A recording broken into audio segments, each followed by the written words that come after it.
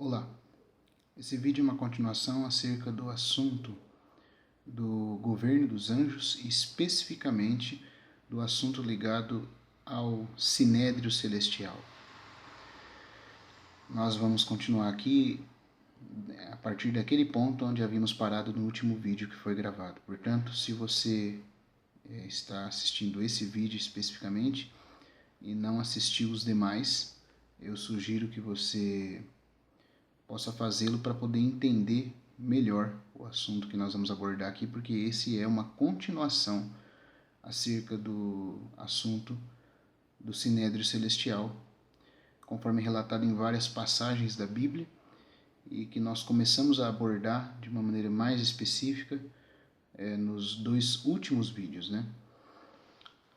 Temos usado por base primeiramente a própria Palavra de Deus, mas depois como um material de consulta e texto que já elaborado por grandes eruditos das Escrituras, temos usado o livro O Julgamento, o Sinédrio e o Vale de Fogo, né, do nosso irmão G. H. Pember, e também para tratar de uma forma mais ampla desse Sinédrio Celestial, eu anunciei no último vídeo que nós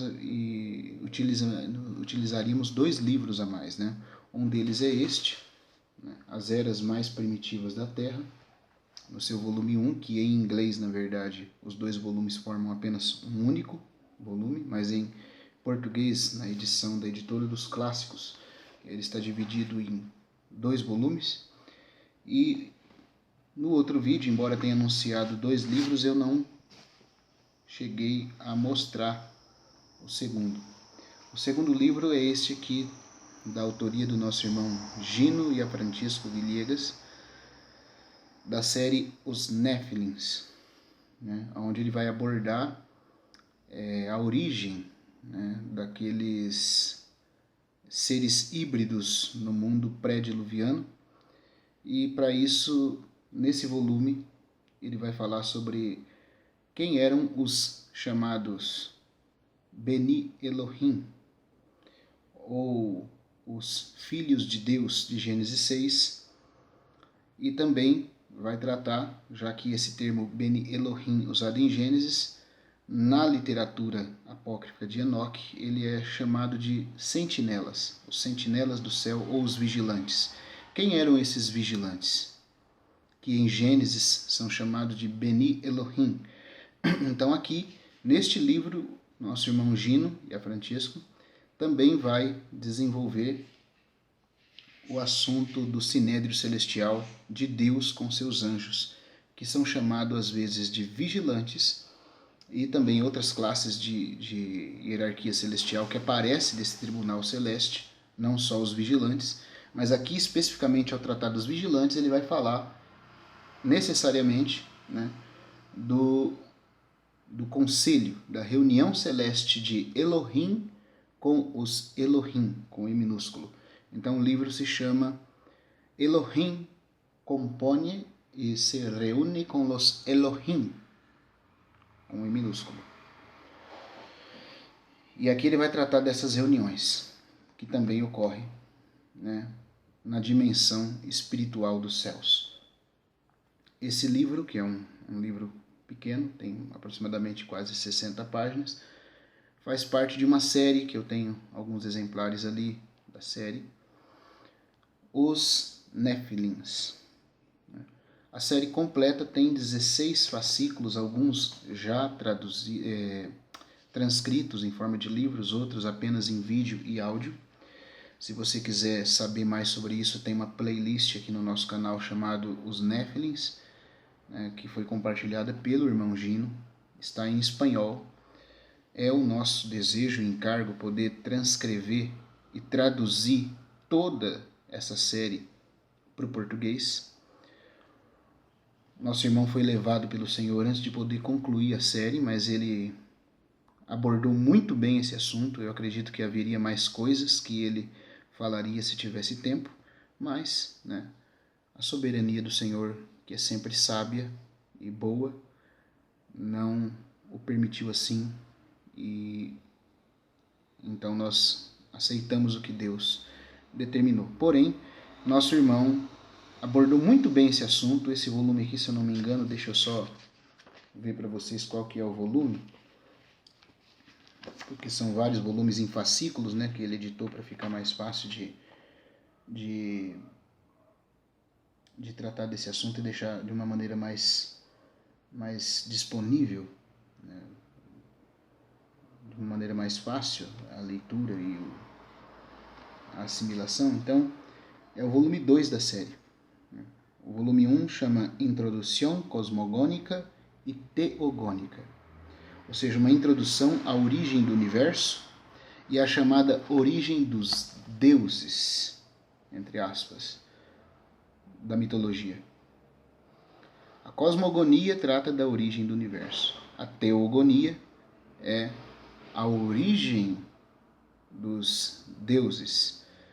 Ele vai mostrar muito bem nessa série que os chamados deuses da mitologia não são outra coisa senão os anjos caídos, que haviam se disfarçado de deuses para as nações pagãs, a fim de espalhar o politeísmo e desviar os homens da adoração ao único Deus verdadeiro. Então esse termo teogonia, né, vem da união das duas palavras genes em grego, que significa origem, e theos, que é Deus. Teogonia, a origem dos deuses. E cosmogonia é a origem do universo. E o volume 2, que é exatamente esse aqui. Elohim compõe ou se reúne ou organiza.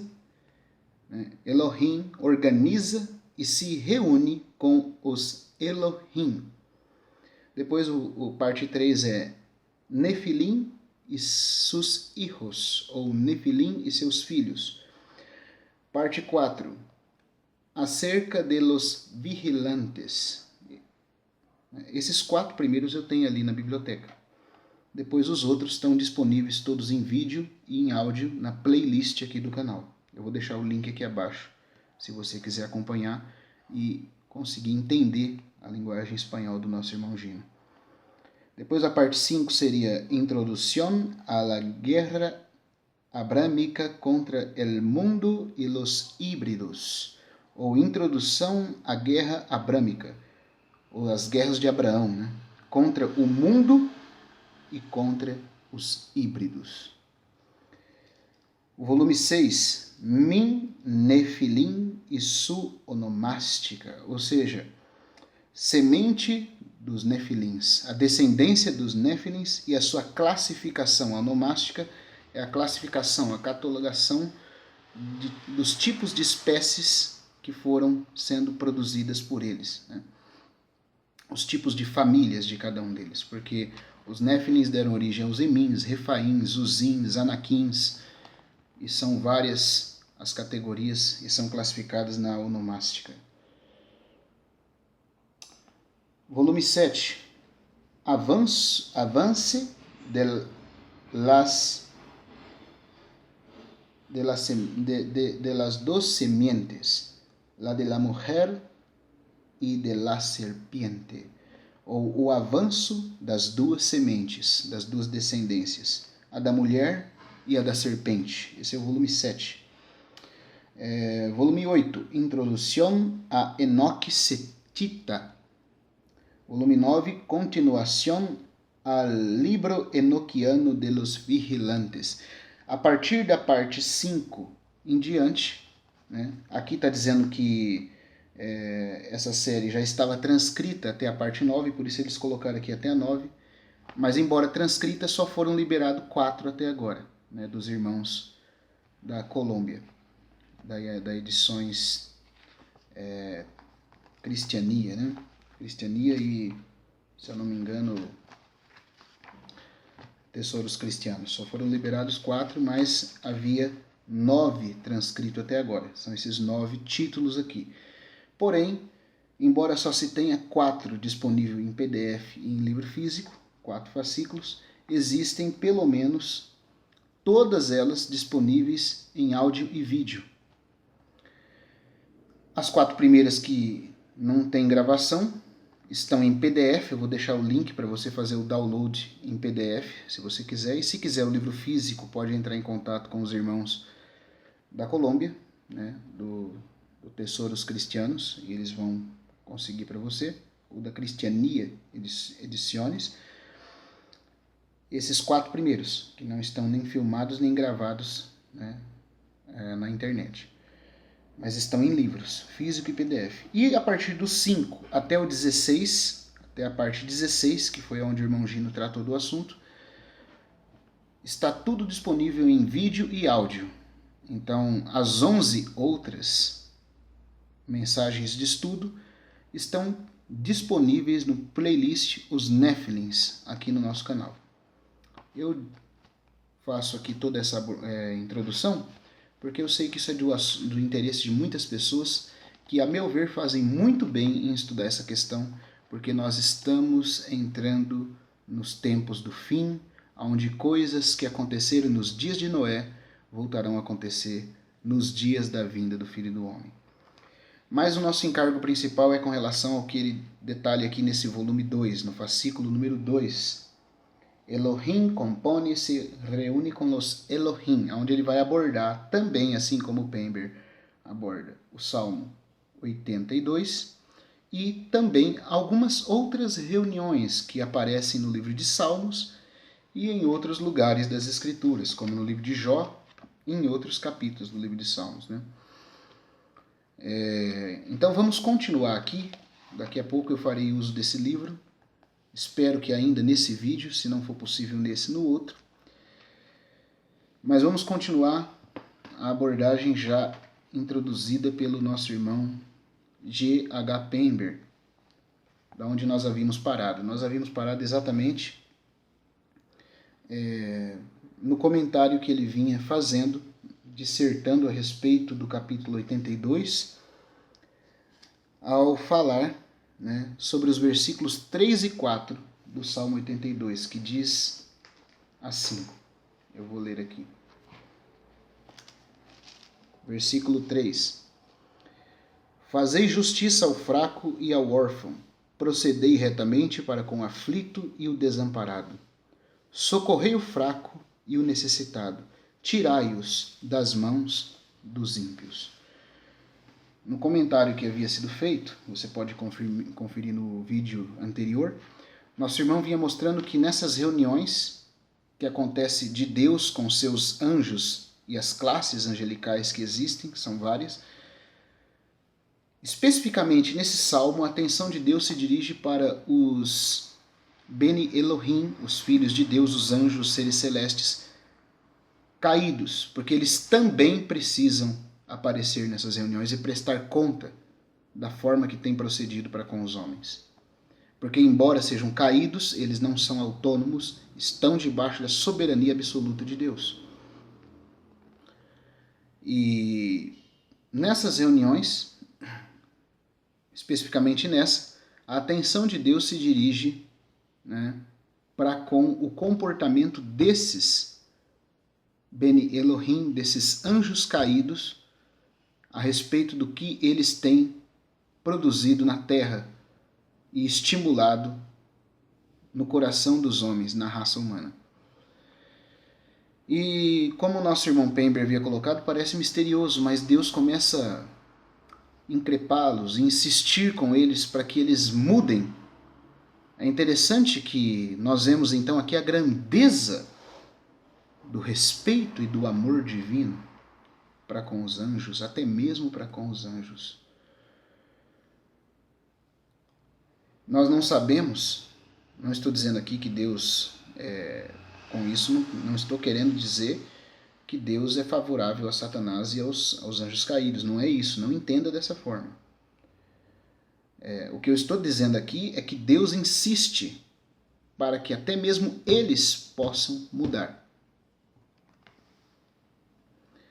Nós, pelo que já comentamos até agora, não sabemos se ainda nas reuniões que ocorrem e que sempre ocorrerão até que Satanás seja lançado dos céus para a terra, conforme Apocalipse 12 revela, quando, né, quando acontecer o arrebatamento do filho varão, nós não sabemos se agora, depois da redenção efetuada por Cristo no Calvário, Deus ainda teria, ou Deus ainda insistiria pelo arrependimento desses anjos caídos. Por quê? Porque parece, como nosso irmão Pember sugere aqui, que, conforme é revelado em João capítulo 12, versículo 31, a chance deles, as portas da misericórdia para com eles, teriam estado abertas até o momento da obra do Calvário. Quando, ao contemplar o Filho de Deus, a manifestação visível do próprio Deus encarnado nessa terra, pleno de amor e misericórdia, reconciliando consigo o mundo, como diz em 2 Coríntios. Quando eles viram isso e mesmo assim não se arrependeram, mas totalmente tomados pelo ódio e pela aversão trevosa contra a luz, eles decidiram investir tudo contra o plano da redenção e tudo contra a vida e obra do Senhor Jesus. Então parece que os portões da misericórdia se fecharam. E Jesus então profere a sentença. Chegou o momento de ser julgado este mundo. E agora o seu príncipe será expulso. Chegou o momento. Pela revelação que é mostrada no Salmo 82 e em outras sessões, como nós vamos ver, parece que Deus, mesmo sabendo que não haveria volta, ainda insistia com eles. Nós não estamos afirmando, estamos sugerindo baseado no que esses textos dizem. O fato de, em Ezequiel capítulo 28, Deus falar a respeito da queda do rei de Tiro, não do príncipe, mas do rei, porque ali em Ezequiel 28 tem os dois personagens, tanto o príncipe como o rei. O príncipe é claramente uma figura tipificada no rei de Tiro do anticristo. E o rei, o próprio Satanás, que caiu. Mas nos dois casos, Deus fala, levanta uma lamentação. O termo hebraico é uma lamentação fúnebre, algo que comova com forte tristeza o coração de quem profere o lamento.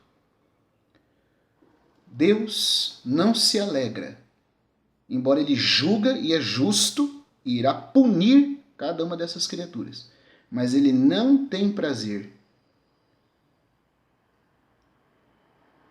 em que nenhuma de suas criaturas pereça. Elas irão perecer porque se fecharam para a luz e porque rejeitaram e deram as costas para Deus, e o Espírito Santo, na sua onisciência, sabe que não adianta insistir mais. Então ocorre o que Paulo chama em Romanos de o entregar de Deus. Quando Deus abandona sua criatura racional à sua própria sorte. E o que pode vir disso não é nada exceto trevas. Foi o que aconteceu com esses anjos. Mas até aqui Deus está insistindo para que eles mudem. Talvez porque na sua bondade Deus permitia que eles também pudessem retornar atrás. Talvez, se não fosse esse o caso, porque Deus desejava que a humanidade não sofresse tanto debaixo do governo destes anjos. Porque, embora submetidos à soberania de Deus, quando eles acham brecha para agir, baseado na estupidez e no pecado humano, eles agem. E agem porque o homem deu brecha. E Deus não intervém para impedi-los, porque os homens amam o engano que deles vem e se abrem, muitas vezes na sua ignorância por amor ao pecado, à manipulação maligna deles. Porque para tocar nos homens, para tocar nas pessoas, esses anjos caídos precisam da permissão de Deus. E essa permissão só é dada porque existem leis espirituais estabelecidas pelo próprio Deus que não podem ser quebradas. Uma delas é que, baseado na escolha que cada pessoa faz nessa vida. Ela pode, como Paulo diz em Efésios, dar lugar ao diabo, ou ela pode semear para a vida eterna e colher. Semear para o Espírito e colher vida eterna, ou semear para a carne e da carne colher corrupção. Quem semeia para a carne está dando lugar ao diabo, uma base legal para Satanás agir e para os seus anjos e seus demônios agirem. Por isso que esses espíritos, embora submetidos a Deus, têm tanta facilidade de causarem o mal nas nossas vidas quando nós nos damos ao pecado ou às coisas que Deus proibiu para o bem do homem, que o homem fizesse. Mas parece que até antes da obra do Calvário Deus estava insistindo, quer por bondade para com eles, quer porque o próprio Deus não queria que a humanidade, tão ignorante e pecadora, sofresse a opressão desses anjos caídos. Mas eles não deram ouvidos. E embora Deus insista, porque a onisciência de Deus não viola o arbítrio e a responsabilidade das suas criaturas, a partir do versículo 5 do Salmo 82, que diz assim: Eles, aqui, esse termo se refere aos anjos, aos deuses, do versículo 2, aos Beni Elohim, eles nada sabem, nem entendem, vagueiam em trevas. E por isso vacilam todos os fundamentos da terra. Embora Deus insista, Deus sabe que eles não voltarão atrás, que eles não se renderão ao caminho da sabedoria. São obstinados, são rebeldes, totalmente rebeldes contra a luz. Então, continuando aqui de onde a gente havia parado, eu disse que não ia fazer tanta introdução, mas já passaram 22 minutos e agora que eu estou entrando na continuação. Então, continuando no versículo 5, mostra que Deus já havia previsto o fim. Ele declara que sua admoestação é vã. Apesar de Deus dizer para que eles retornem, para que eles consertem as suas obras sobre esse mundo, o próprio Deus declara, eles não sabem. Quer dizer, eles não sabem, quer dizer, eles não vão atender. Eles não chegam a conhecer que deve ser assim. Então o próprio Deus declara que sua admoestação é vã. Os rebeldes não ouviriam. Apartando-se dele, de Deus, perderam a sabedoria e não podem mais entender. Tornaram-se míopes, segundo a maneira dos homens, se não for em sua própria medida. Só podem mover-se incansavelmente de um lado para o outro, sob as trevas, dentro das quais têm vagueado, esforçando-se através de incansável atividade para esquecer a plenitude divina do seu estado anterior. Ao mesmo tempo, manifestam a loucura imprudente do pecado ao estender suas mãos contra Deus e se fortalecer contra o Todo-Poderoso. É uma loucura.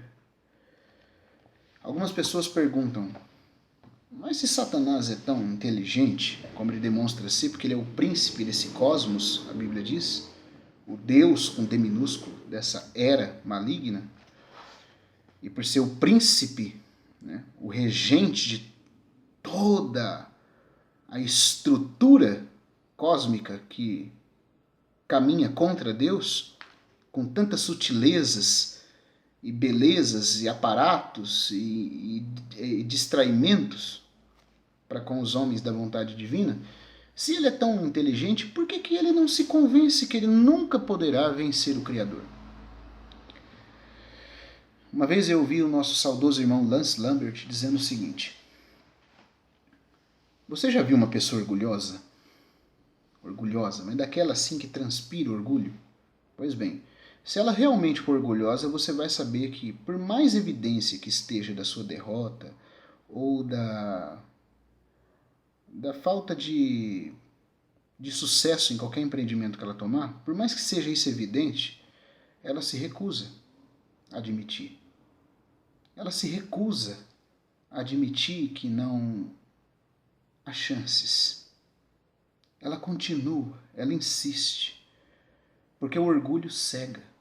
O orgulho tira a dependência. E é na dependência que nós, como criaturas, somos guardados. Nós não somos fonte de sabedoria. Até a sabedoria que nós temos foi delegada por Deus, foi nos emprestada por Deus, foi colocada em nós por Deus. Deus é o Pai das luzes, diz Tiago 1,17. Ele é a fonte de toda luz inteligível, moral, espiritual. Ele é a fonte de toda perfeição, de todo saber. Ele é o Pai das luzes. Sejam das luzes morais, espirituais, inteligíveis, pelo qual nosso ser psicológico se faz racional para entender a verdade. Seja da luz estética, da beleza que se expressa nesse universo, por meio da pureza e da santidade, que Deus comunica, né, em vários níveis a cada uma das coisas que Ele criou. Deus é o Pai das luzes. Mas o que acontece se alguém se afasta da luz? Escuridão, trevas. O orgulho, a prepotência de dizer eu, te afasta da dependência da luz. E quando você rompe com a luz, o que acontece? A ausência de luz é trevas. E as trevas nos cegam de uma tal forma que nós não conseguimos saber mais distinguir entre o que é certo e o que é errado. Quanto mais em trevas uma pessoa está, menos ela consegue reconhecer o tamanho do mal que faz, o tamanho da malignidade dela para com os outros e o tamanho da estupidez de tomar um caminho que seja contra a verdade.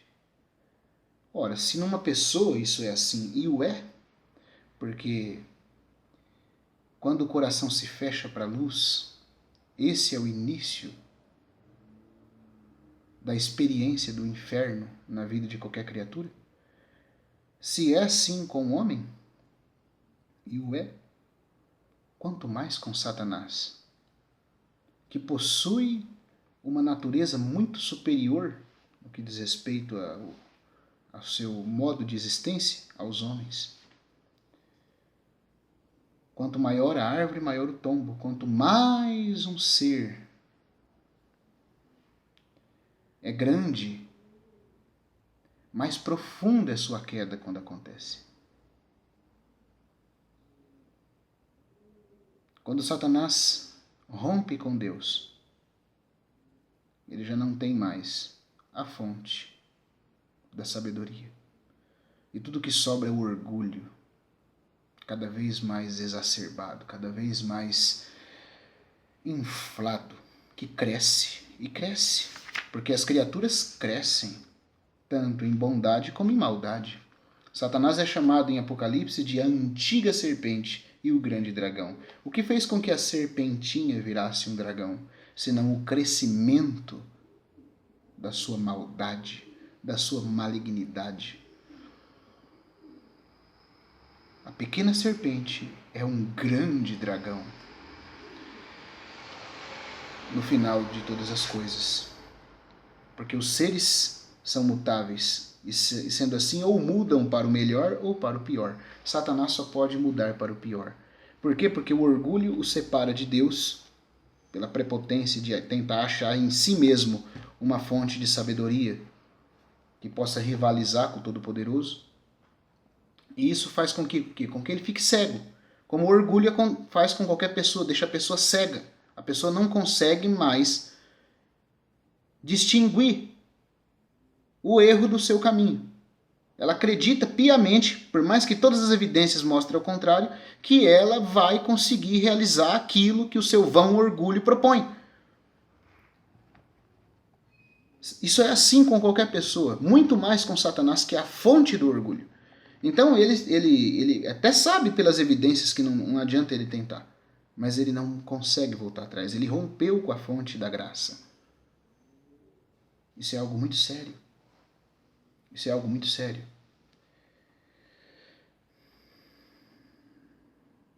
E em Ezequiel está dito: eu fiz sair um fogo de dentro de ti, Deus fala para ele, e te consumiu. Essa é a experiência do juízo que vem de Deus ao permitir que nosso próprio coração comece a reprovar os nossos caminhos e, por fim, quando a consciência é cauterizada, perdendo já a função de distinguir entre o certo e o errado, o nosso coração passa apenas a nos iludir e torna-se como um fogo que nos consome vindo de dentro. É o primeiro estágio do inferno na vida de qualquer criatura. O inferno, o seu estágio final, começa com a perda da luz e da graça de Deus. É um fogo que consome toda a rebelião. E tem sido esse o caminho que Satanás tomou. Terríveis são as consequências da condição dos governadores do mundo para a terra, que geme sobre seu domínio, dos governadores celestes, como visto aqui no Salmo 82. Todos os seus fundamentos estão abalados, por isso que diz: eles nada sabem, nem entendem, vagueiam em trevas, vacilam todos os fundamentos da terra.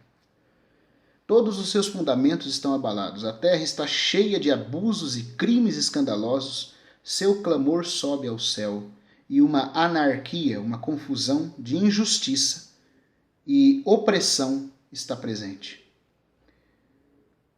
Como eles não vão mudar, então eles devem ser, portanto, depostos. Seu poder deve ser tirado e uma retribuição terrível deve justificar a justiça daquele que é o Rei verdadeiro sobre todas as coisas. Ou seja, por Deus ser justo, Deus vai ter que julgá-los. O poder que a eles foi entregue deverá ser tirado deles, para que se vindique a justiça de Deus. Isso é o que vai acontecer. Eles quiseram pecar, se unindo a Satanás. E se misturaram com os homens na sua rebelião contra Deus. Então, já que eles têm tanto interesse em promover a rebelião dos homens contra Deus, maquinando e influenciando os homens, por conseguinte, a sentença que recebem se segue. E seus termos deveriam ter evitado aquela vaga interpretação do Salmo, que se tem contentado em identificá-lo apenas como governadores humanos. Nós já falamos dessa interpretação no vídeo passado. Se você quiser entender melhor, assista lá. Que alguns interpretam aqui que quando o Senhor diz, o Espírito Santo na boca de Asaf diz: eu disse, sois deuses, ele estava se referindo a governadores humanos. Impossível. O termo deuses aqui, Elohim, sempre, quando mencionado semanticamente na Bíblia, está se referindo a anjos. Nós mostramos isso no outro vídeo, como é que uma expressão é usada em paralelo com a outra no Novo Testamento. Quando o escritor da Epístola aos Hebreus, que o Pember pensa ser Paulo, chama os deuses do Salmo 97 de anjos. O próprio Espírito Santo valida isso através de Hebreus. A semântica da palavra deuses, o significado que ela carrega é de anjos, quando transliterada para o Novo Testamento. E também o termo Elohim, ou Beni Elohim, semanticamente se referia a seres celestes, no livro de Jó e no livro de Gênesis, e também nos Salmos. Por quê? Porque em Jó é inegável que esse termo se refere a anjos. E também o é em Gênesis por causa do contraste feito entre Beni Elohim e Beni Adam. É assim que aparece no texto hebraico. Ora, Beni Adam, as filhas de Adão, eram da mesma espécie dos homens. Se os Beni Elohim eram homens, por que chamá-lo de Beni Elohim se eram homens que eram da mesma raça das Beni Adam? É claro o contraste que acontece ali. Então não se deve interpretar que esse versículo está se referindo a governadores humanos. Asaf estava tendo uma visão, porque era profeta. E em Jeremias, deixa eu até ver a nota aqui que eu tomei. Jeremias capítulo 23, você pode conferir aí, versículo 18 e 22, menciona, né, que os profetas que eram inspirados por Deus, através do Espírito de Deus sobre eles, eles eram levados a presenciar muitas das reuniões do Conselho Celeste. Eles tinham acesso àquelas câmaras secretas onde Deus se reunia com os seres celestiais. Eles ouviam o diálogo de Deus nas regiões celestiais do céu com essas criaturas. E Deus chega a dizer que se alguém não era profeta, ele não poderia ter acesso ao conselho de Javé.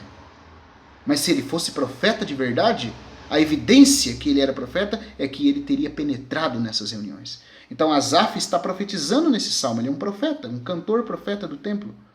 E quando ele profetiza, ele está assistindo uma dessas reuniões, porque ele diz, Elohim julga no meio dos Elohim, com E minúsculo.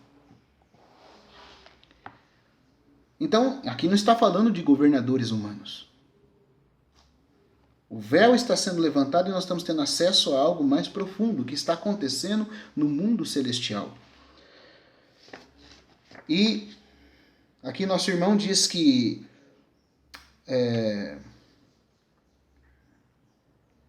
jamais deveria ser interpretado como se referindo a governadores humanos, pois tais palavras de juízo, aqui no Salmo 82, versículo 6, são dirigidas àqueles que foram chamados à existência sobre condições... Pois tais palavras não são dirigidas àqueles que foram chamados à existência sobre condições mortais, mas a seres que desde as primeiras horas de sua vida regozijaram-se na imortalidade dos Beni Elohim, dos filhos de Deus. Não obstante, por terem pecado e caído do seu primeiro estado, colocaram-se também sob a lei do pecado e da morte. À semelhança dos efêmeros filhos de Adão, dos Beni Adam, eles perecerão e cairão como um dos fugazes príncipes da terra. Por isso que no Salmo, se você olhar o texto hebraico, você vai ver esse contraste. De novo, o próprio Deus fala aqui. Versículo 6. Quando Deus diz que eles não vão voltar, que apesar de todas as advertências eles não vão entender e não vão ceder, então Deus profere a sentença. Deus diz, eu disse a respeito de vocês, sois deuses, sois Elohim, com E minúsculo, porque aqui está servindo a criaturas criadas por Deus, e com autoridade e glória delegada por ele. Mas como são agentes representantes de Deus, são chamados de deuses, com D minúsculo. Eu disse, sois Elohim. Sois deuses. Sois todos filhos de Elion, do Altíssimo. Todavia, como homens morrereis. Ora, se aqui já estivesse falando de governadores humanos, o versículo fica ilógico. Porque é claro que um mortal vai morrer como homem. Para que Deus vai falar, sois deuses, mas morrereis como os homens? Se eles já eram homens. Não poderiam nem ser chamados de deuses, e também não teria sentido nenhum dizer que um homem vai morrer como homem. É claro que vai morrer como homem. Aqui Deus está fazendo um contraste. Olha, eu disse que vocês são Elohim. Vocês são espíritos celestes. Mas morrerão como qualquer filhos dos homens. Ou Beni Adam. Sois Beni Elohim. Sois Elohim. Mas morrereis como Beni Adam. Como os filhos dos homens. Os filhos de Adão. Todavia, como homens, como Adão, morrereis. E como qualquer dos príncipes humanos, haveis de sucumbir. Essa sentença só tem sentido se for um contraste. Porque não faria sentido nenhum, espero que você esteja entendendo, Deus dizer, sois deuses, mas morrereis como qualquer dos homens. Se esses que são deuses eram homens, na verdade. É a mesma coisa que chover no molhado. Sois homens, mas morrereis como os homens. É claro, não tem novidade nenhuma nisso. Agora, o assustador é que a sentença divina diz, sois Elohim, mas morrereis como os homens mortais. Porque, no fim, nós sabemos que os homens mortais morrem e suas almas são destinadas, as almas dos perdidos, com toda certeza nós podemos afirmar isso, a descerem às regiões mais inferiores da terra e ficarem presas no abismo, no Hades, até o juízo. Essa é a sentença dos homens mortais que são flagrados pela justiça divina em pecado, sem terem se escondido na obra redentora de Cristo. Mas como esses anjos pecaram da mesma forma, abandonando seu domicílio celestial, ou mesmo que, ainda em condição celeste, diferente dos Beni Elohim de Gênesis, alguns não chegaram a se materializar e se misturar com as mulheres. Alguns ainda estão em condição celeste, são os principados dos lugares celestes. Mas como eles pecaram também como Adão, e até mesmo energizam e influenciam para que o pecado se torne mais agressivo nessa terra, se unindo à rebelião, então eles vão sofrer a mesma punição e também serão lançados no abismo. Morrerão como qualquer um dos homens, porque a morte, no seu estado final, leva os homens ao Hades, ao abismo e por fim ao lago de fogo. E esse é o mesmo destino que esses anjos vão partilhar quando o Senhor ordenar o anjo que prenda Satanás no abismo. Os seus anjos também serão presos junto com ele. E quando Satanás for jogado no lago de fogo, de acordo com Mateus capítulo 25, versículo 40, 41, Jesus diz que os anjos de Satanás também irão para o lago de fogo. Então, quer dizer, esses anjos, esses Elohim, receberão a mesma sentença que Deus aplicará a qualquer pecador que se rebelar contra a obra salvadora de Cristo. Também irão para as masmorras da escuridão, junto com Satanás no milênio, e por fim, como qualquer dos homens rebeldes, também provarão o lago de fogo pela eternidade. Essa é a explicação, até aqui, do versículo 6 do Salmo 82. Essa sentença ainda não foi aplicada. Mas acontecerá, como eu já tinha falado aqui, aparentemente quando Satanás for amarrado e lançado por 1000 anos no abismo, naquela profundeza ardente no centro da terra, que segundo a Escritura é a cadeia dos que morreram perdidos, Assim ele sofre a primeira morte durante o milênio, Satanás. E depois a segunda morte, ao ser lançado no lago de fogo e enxofre. Existe uma diferença entre o Hades e o lago de fogo. Que em ambas as passagens que se referem ao Hades e ao lago de fogo são traduzidos erroneamente na Bíblia como inferno. Isso gera uma confusão tremenda na mente das pessoas. E não são o mesmo lugar. Porque embora Jesus não tenha ido ao lago de fogo, Jesus foi ao Hades. Entendeu? Ele desceu lá, como Pedro diz, e pregou aos espíritos em prisão. O Hades é uma prisão do submundo. onde as almas dos homens vão. E para lá Jesus foi. Jesus foi. Foi vitorioso e subiu em ressurreição. Ele foi porque dentro do Hades tem duas seções, o paraíso e o tormento. E no meio um abismo chamado Tártaros. E Cristo desceu ali para que os santos e profetas que morreram e estavam no paraíso o vissem. E também para pregar aos espíritos em prisão. Sobre quem são esses espíritos nós vamos abordar em próximos vídeos, tá bom? Não aqui agora.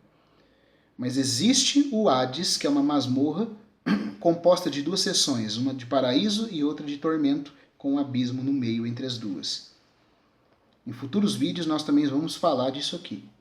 Satanás primeiro será acorrentado no abismo do Hades, o Tártaro, que é aquele abismo que aparece em Apocalipse 20, e por fim, depois, quando chegar o momento de o próprio Hades ser jogado no lago de fogo, então não tem como o Hades ser o lago de fogo, como a teologia reformada infelizmente peca toda hora nessa compreensão.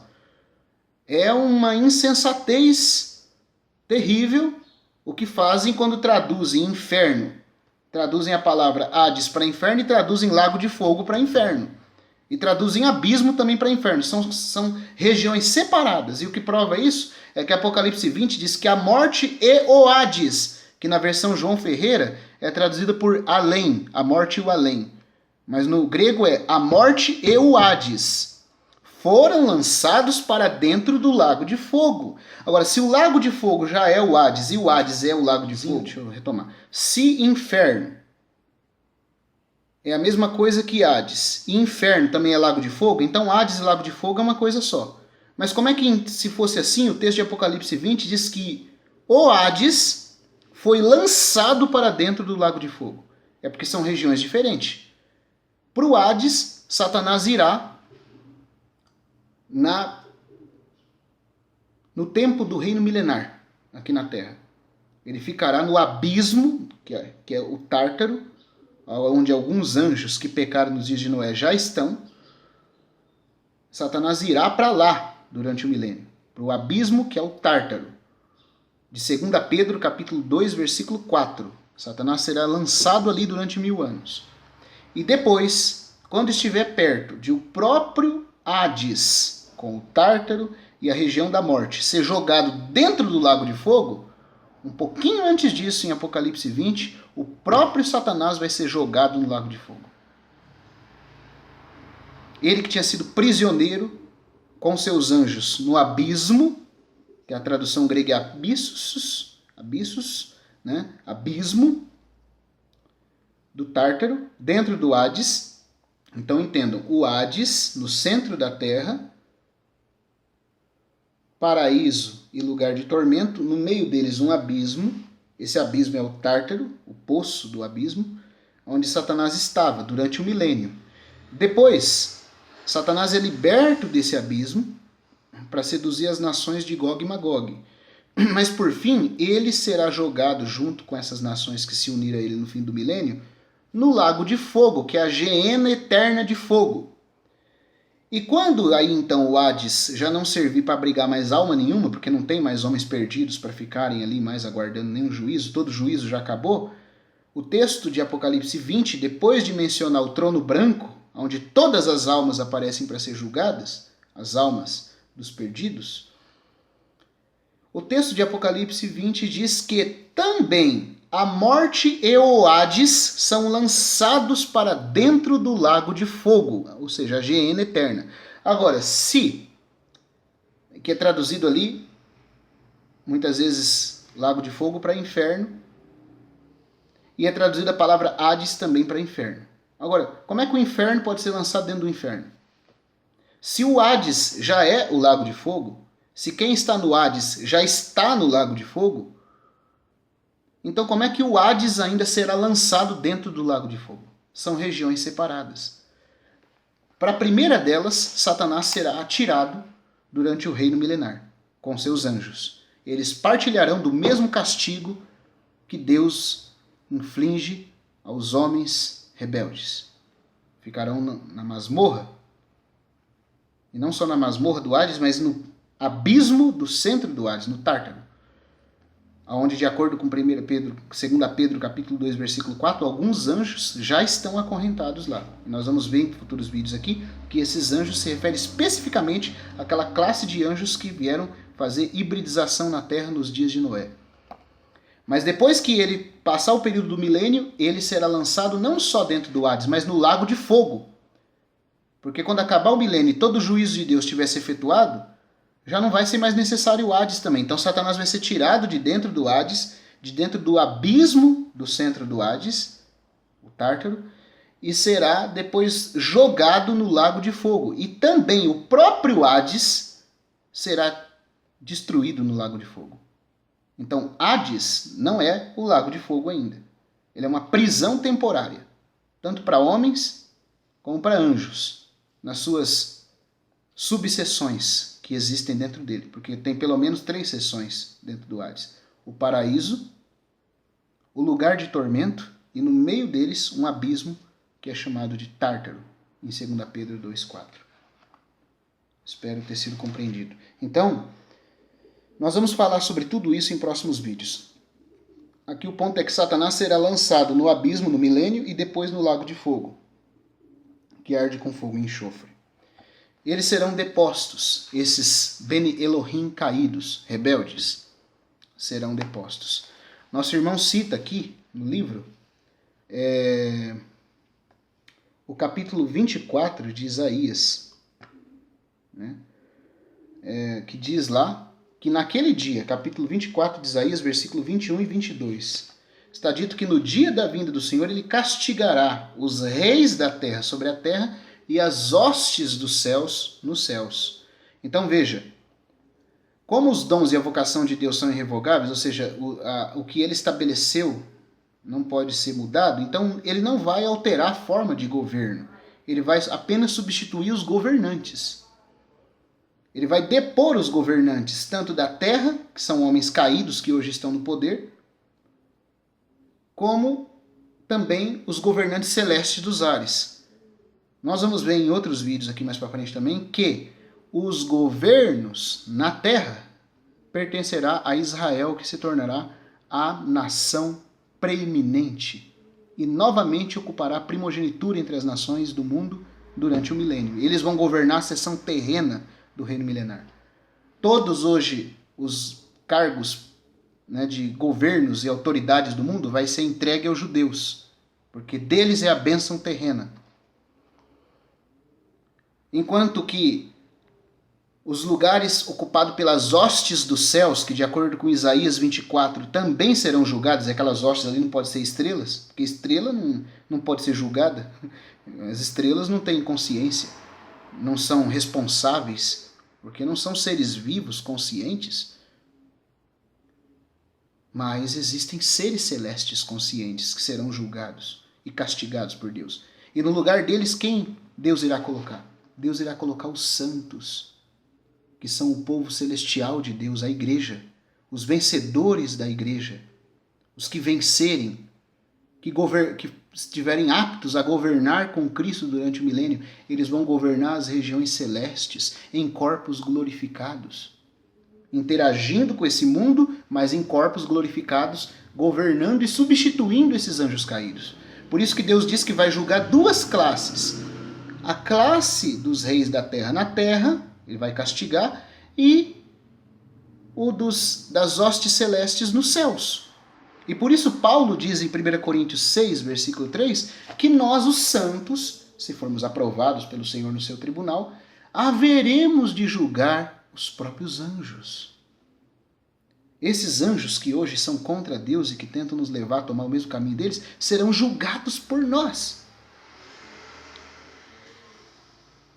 Então, tomaremos os lugares deles nos lugares celestiais, junto com Cristo.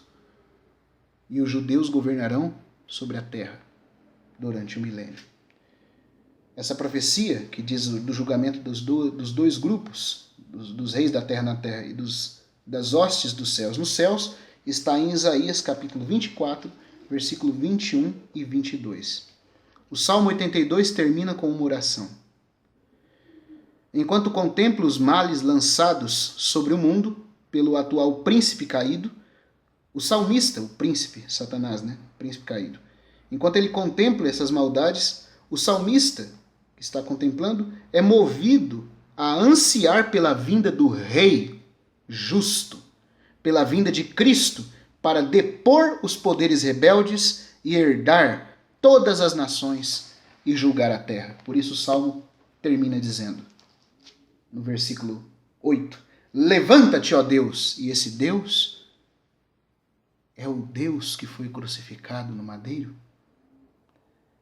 Jeová, Filho. Porque Jeová é o nome da Trindade, não apenas do Pai. Em outros vídeos nós também vamos falar disso. Esse Deus que deve vir julgar é o Filho, porque em João capítulo 5 Jesus diz, e o Pai a ninguém julga, mas ao Filho confiou todo juízo. Então ele diz, levanta-te, ó Deus, e julga a terra, pois a ti compete a herança de todas as nações. Terminamos aqui a abordagem do Tribunal Celestial no Salmo 82. No próximo vídeo nós vamos falar dessas reuniões do Tribunal Celeste, do Sinédrio Celestial, de como elas ocorrem, de como elas são, em outro salmo, no Salmo 58. E vamos fazer outras citações de onde aparece também mais algumas dessas reuniões de Deus no Sinédrio Celestial com seus anjos. Tanto os bons que o obedecem, como também os caídos, que por enquanto têm levado a humanidade para o descaminho, por acharem brecha nos pecados dos homens. Então que Deus abençoe vocês. No próximo vídeo nós vamos falar do chamado Conselho de Elaine, que diz respeito a esse Tribunal Celestial, no Salmo 58. Que Deus abençoe vocês e até o próximo vídeo. Por favor, se inscreva no canal, divulgue para os seus amigos que têm interesse nesses estudos, né? É muito importante você contribuir nesse sentido. E vou deixar os links de assuntos que eu mencionei aqui embaixo na descrição. Até a próxima. Que Deus abençoe.